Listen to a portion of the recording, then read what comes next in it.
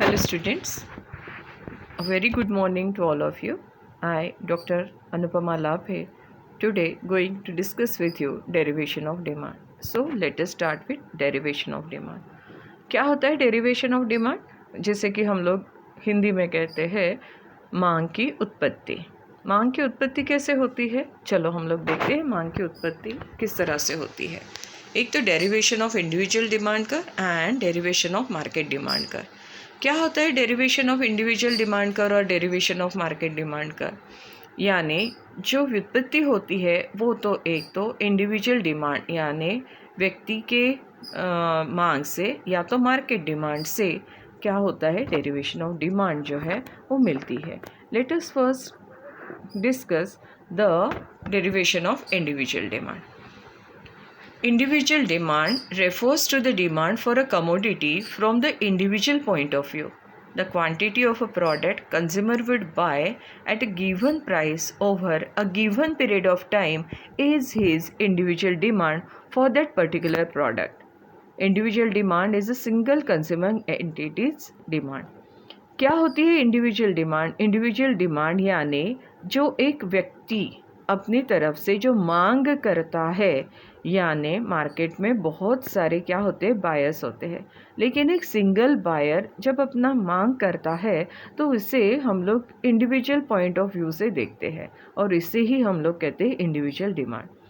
The quantity of a product consumer would by at a given price, यानी मैं समझ लीजिए कि एक मैं हूँ और जब मैं एक पर्टिकुलर प्राइस है तो उसमें जो क्वांटिटी ऑफ प्रोडक्ट मैं डिमांड कर रही हूँ that is my individual demand. बराबर है. और ये हम लोग हरदम देखिए कि प्राइस और गिवन पीरियड यानी एक समय में जो गिवन प्राइस है उसमें मेरी पर्टिकुलरली वो पर्टिकुलर प्रोडक्ट के लिए क्या डिमांड रहेगी ये जो बताता है उसे हम लोग कहते हैं व्यक्ति से मांग. ठीक है. In this individual demand for that particular product, individual demand is a single consuming entity's demand. यानी जैसे कि individual demand यानी एक ही व्यक्ति की जो ये है डिमांड है उसे हम लोग कहते हैं इंडिविजुअल डिमांड. अब देखिए डिमांड शेड्यूल क्या होता है. A tabellary statement of price to quantity relationship is called demand schedule. It relates to the amount the consumer is willing to buy corresponding to each conceivable price for that given commodity per unit of time. चलिए मैं आपको ये table के द्वारा बताती हूँ जिसे हम लोग कहते हैं इंडिविजुअल डिमांड शेड्यूल. ये दिए है प्राइस ऑफ मैंगोज पर केजी. ठीक है. 80 रुपीज़ अगर पर प्राइस है मैंगो की पर केजी प्राइस है तो इसके लिए जो मेरी क्वांटिटी डिमांडेड है वो 2 रुपीज़ है. वैसे 70 रुपीज़ अगर प्राइस आ जाती है पर केजी तो मैं 4 केजी की डिमांड करती हूँ. 60 पे आ जाती है तो मैं 6 केजी की डिमांड करती हूँ. 50 पे आ जाती है तो मैं 10 केजी की डिमांड करती हूँ. तो ये जो अलग अलग प्राइसेस है पर केजी और उससे जो मेरी अलग अलग डिमांड है और ये डिमांड मैंने पर वीक में यहाँ पे मेंशन की हुई है. तो ये जो मेरी डिमांड है इससे ही हम लोग क्या कहते हैं individual demand schedule. Let us see what is market demand.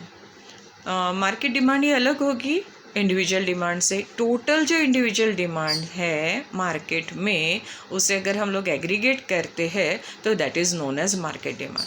यानी टोटल मार्केट से आने वाली डिमांड किससे होती है? अलग अलग व्यक्तियों से.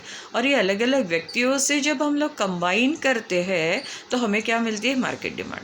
जैसे समझिए कि मेरी 1 किलो मैंगोज़ की पर डे डिमांड है. कोई सेकंड पर्सन होगा उसकी 3 केजीज होगी, कोई और होगा उसकी 5 केजीज होगी. तो 2 + 3 + 5 कितना हो गया? 10 केजीज. बराबर है. तो ये 10 केजीज जो आ गया that is known as market demand. चलो let us see what is market demand. Market demand for a product on the other hand refers to the total number of all the buyers taken together.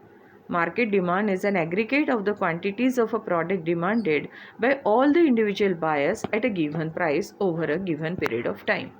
क्या बता रहा है? वही जैसे मैंने आपको कहा कि जो total number of all buyers taken together यानी जो डिमांड है किनसे आ रही है डिमांड? ये total number of buyers taken together. हर जितने भी बायर्स है उनकी टोटल डिमांड जब हम लोग एग्रीगेट करते हैं तो then we get the market demand.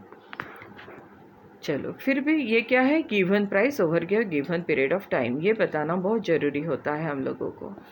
Next one is market demand is more important from the business point of view. Sales depend on the market demand. Business policy and planning are based on the market demand. Prices are determined on the basis of market demand for the product. क्यों market demand is more important from the business point of view? देखिए, क्योंकि जो marketer है या जो seller है उसे क्या चाहिए, टोटल डिमांड चाहिए। इंडिविजुअल डिमांड से वो क्या करेगा, हो सकता है आज मेरे घर में कोई फंक्शन है तो मेरी तरफ से आने वाली डिमांड मार्केट में कैसी होगी, ज़्यादा होगी। तो ये अगर डिमांड आज जो ज़्यादा डिमांड है वो देख के अगर सेलर सेल करना शुरू कर देगा तो उसका जो बिज़नेस है वो बराबर से रन नहीं होगा, क्योंकि उसका जो डिमांड एस्टिमेशन है वो गलत हो जाएगा।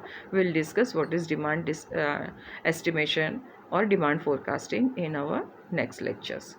तो क्या होता है कि ये बराबर हो, उसका फोरकास्टिंग बराबर हो, इसलिए इसे मार्केट डिमांड जो है वो कंसिडर करनी पड़ती है। और ये मार्केट डिमांड के ऊपर ही उसकी बिजनेस पॉलिसीज़ प्लानिंग्स जो है वो डिपेंड करते हैं। Prices are determined on the basis of market demand for the product. देखिए, मार्केट की जो डिमांड है उसी के ऊपर प्राइसेस जो है वो डिटरमिन करती है। वो मोनोपोली हो या ये है अदर कंपटीशन है, तो वो डिपेंड करते हैं कि मार्केट से आने वाली डिमांड क्या है। ठीक है। Then usually under market mechanism, resources would be automatically channeled in producing those goods which have a greater intensity of market. देखिए क्या होता है कि जैसे जो रिसोर्सेस है, हम लोग पहले से ही जानते हैं कि रिसोर्सेस आर स्केर्स। तो ये जो स्केर्स रिसोर्सेस है उन्हें हम लोगों को चैनलाइज करना है टू गेट मैक्सिमम प्रॉफिट। अगर हम लोग प्रोड्यूसर्स पॉइंट ऑफ व्यू से देखते हैं तो हम लोग ज़्यादा से ज़्यादा डिमांड लेना चाहते हैं मार्केट से और उससे ज़्यादा प्रॉफिट लेना चाहते हैं।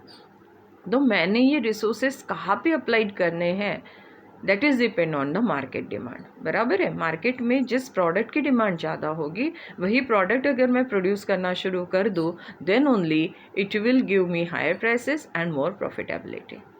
Market demand thus serves as a guidepost to producers in adjusting their supplies in a market economy. इसलिए ये उन्हें गाइड करता है प्रोड्यूसर्स को कि उन्होंने उसके सप्लाईज जो है वो मार्केट इकोनॉमी में किस तरह से एडजस्ट करने हैं। Now let us see what is market demand schedule. The demand side of the market is represented by the demand schedule. It is a tabular statement narrating the quantities of commodity demanded in aggregate by all the buyers in the market at different prices over given period of time.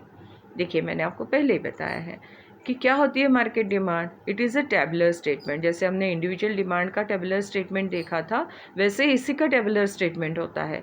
लेकिन ये tabular statement में जितने भी individual buyers है market में, उनका पूरा का पूरा डिमांड जो है वो एग्रीगेट किया जाता है, यानी जो अलग अलग प्राइसेस पे उनकी अलग अलग डिमांड है उसे देखा जाता है और उस तरह से मार्केट डिमांड शेड्यूल जो है वो डिराइव्ड किया जाता है। लेट अस सी क्या है ये प्राइसेस इन रुपीज़ है।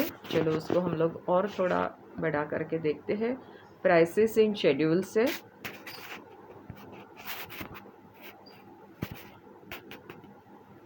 ये बताया उन्होंने, जैसे 4 रुपये पे है, एक मिनट, चलिए प्राइस इन रुपीज़ बताई है 4 रुपीज़ है। तो units of commodity x demanded per day bye individuals, हमने इंडिविजुअल डिमांड पर वीक देखी थी, यहाँ पे आज हम लोग अभी देख रहे हैं इंडिविजुअल डिमांड पर डे की देख रहे हैं। जैसे प्राइस है 4 रुपये, किसी भी एक पर्टिकुलर कमोडिटी एक्स ले लीजिए, उसकी ए से जो डिमांड है, A is a buyer, B is a buyer, C is a buyer, we assume here there are only 3 buyers in a market. ठीक है, तो ए से आने वाली डिमांड फॉर कमोडिटी एक्स अगर प्राइस ₹4 रहती है तो ए बताता है 1 किलो डिमांड करता है, बी भी 1 किलो डिमांड कर रहा है, लेकिन सी की जो डिमांड है दैट इज़ 3। बराबर है। अब ये तीनों की टोटल कर लीजिए, ए की 1, बी की 1 2 हो गया, सी की 3 यानी 5 हो गया, तो टोटल मार्केट डिमांड हमें कितने मिल रही है, 5 रुपीज़। अंडरस्टैंड। उसी तरह से 3 क्या है, प्राइस अगर 3 पे रिड्यूस हो जाती है, यानी 1 रुपीज़ से कम हो जाती है पर्टिकुलर प्रोडक्ट की या कमोडिटी की प्राइस, तो ए की डिमांड अब कैसे होगी, बढ़ गई है। उसने कितना की है डिमांड, 2 kgs। इसकी कितनी हो गई है, 2 यूनिट्स। यहाँ पे बी के कितनी यूनिट्स हो गई, 3। सी के कितने यूनिट्स हो गए, 5। फिर इनको 2 + 3 + 5 कर दीजिए, कितने आ गया, 10। तो टोटल मार्केट डिमांड जो डिराइव्ड हो रही है वो किससे डिराइव्ड हो रही है, इंडिविजुअल कंज्यूमर्स के जो डिमांड है उसलिए इससे हमें टोटल मार्केट डिमांड जो है वो डिराइव्ड हो रही है, and that is known as derivation of demand. ठीक है। सेकेंड, नेक्स्ट देखिए, प्राइस कितनी हो गई, अभी 2 रुपीज़ हो गई है। ए से 3 की डिमांड हो रही है, बी से 5 की हो रही है और सी से 7 की हो रही है, और टोटल जो आ रही है वो हो गई 15। 1 रुपये पे आ गई है अभी प्राइस ऑफ अ कमोडिटी, तो 5 डिमांड हो रही है यूनिट्स की ए से, 9 यूनिट्स की डिमांड हो रही है बी से, और 10 यूनिट्स की डिमांड हो रही है सी से, और टोटल मार्केट जो डिमांड है वो 24 हो रही है। तो ये जो है ये इस तरह से जो मार्केट डिमांड हो रही है अलग अलग प्राइस पे, ये प्राइस को कंसिडर करके जो सेलर है या मार्केटर है वो अपनी कितनी क्वांटिटी मार्केट में लानी है और कितने प्राइस पे उसे सेल करना है, ये डिसाइड करता है, and that is known as derivation of market demand. ठीक है। अभी हम लोग इसको ग्राफिकली रिप्रेजेंट करते हैं।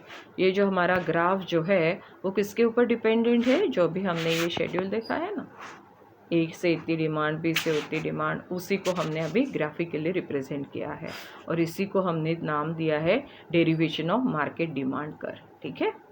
तो ए का ये देखिए, जैसे हमने कहा था कि 4 रुपये होगी तो उससे डिमांड कितनी आएगी, 3 रुपये होगी तो कितनी आएगी, ये ग्राफिकली हम लोगों ने यहाँ पे रिप्रेजेंट किया है। ठीक है। तो ये जो है ए की डिमांड, बी की डिमांड और सी की डिमांड, इन तीनों को मिला के ये जो टोटल मार्केट डिमांड है वो हमने देखे हुए है। So the market demand curve is derived by the horizontal summation of individual demand curves for a given product. This figure is drawn by plotting the data contained in table showing a market demand schedule. ठीक है। तो ये जो market demand schedule था उसको हमने graphically represent किया, तो हमें क्या मिला है, डेरिवेशन ऑफ मार्केट डिमांड का। ओके। तो आज के लिए इतना काफ़ी है। अगर आपको डाउट्स होंगे तो आप मुझे व्हाट्सएप कर सकते हैं। Okay, thank you.